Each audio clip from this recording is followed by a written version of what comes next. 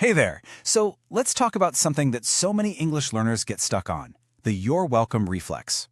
We're going to move way beyond that one phrase and build a whole new toolkit for you. The goal? To help you sound more natural, more fluent, no matter who you're talking to. Let's jump in. Think about it. Do you ever feel like you're in a "you're welcome" rut? Someone says thank you, and that's just the automatic reply that pops out, even when it doesn't feel quite right for the situation. It's such a common habit. But today, we are definitely going to break it.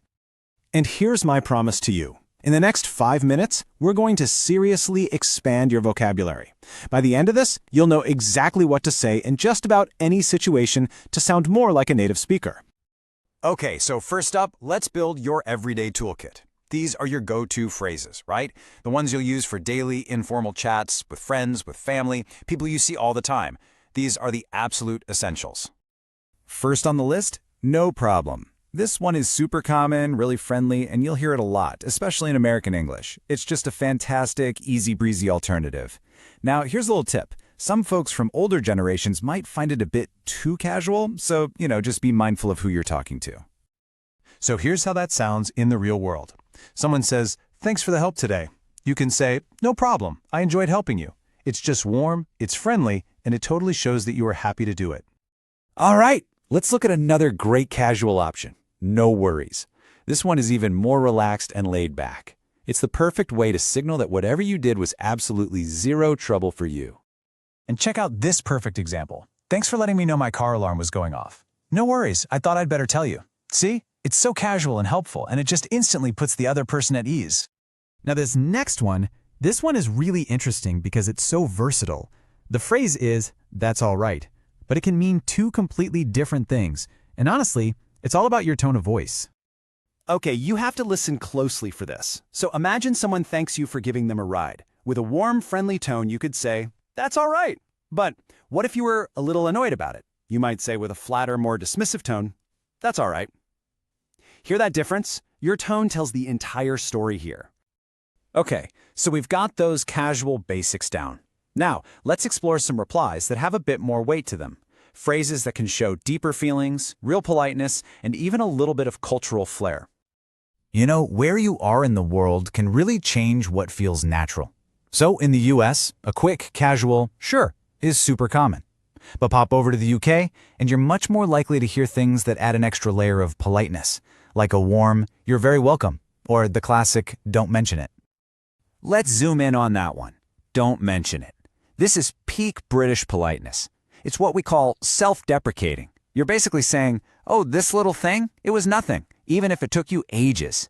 It's just a very polite way to handle thanks. For example, "Thank you so much for bringing the dessert." "Oh, don't mention it."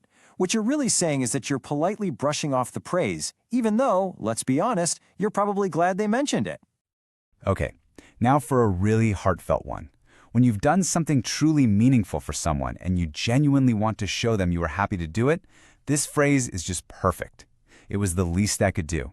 It's so humble and full of sincerity. And look at this powerful example.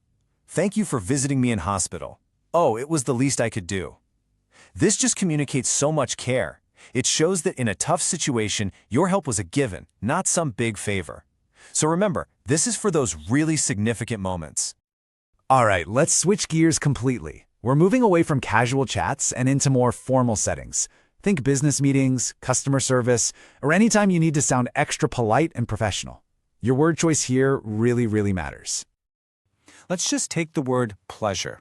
You can make it super casual by just saying pleasure, but to really ramp up the formality and respect, you use the full phrase, "The pleasure is mine." It's a tiny change that makes a huge difference. So let's build your professional toolkit. First, "you're most welcome." This is very polite, almost posh sounding. Then there's "much obliged," a wonderful, slightly old-fashioned British phrase that shows you're really grateful. For anyone in customer service, "I'm happy to help" is golden. It's so proactive and positive. And finally, you can't go wrong with "we appreciate your business." It's direct, it's respectful, and it's perfect for clients. So, wow, we've covered casual, heartfelt, and professional responses. That's a lot of options. So the big question is, how on earth do you choose the right one? Well, it all boils down to one simple master rule. And here it is, the master rule. Context is king, always. Before you say anything, just take a millisecond to think, who am I talking to? A friend or my boss?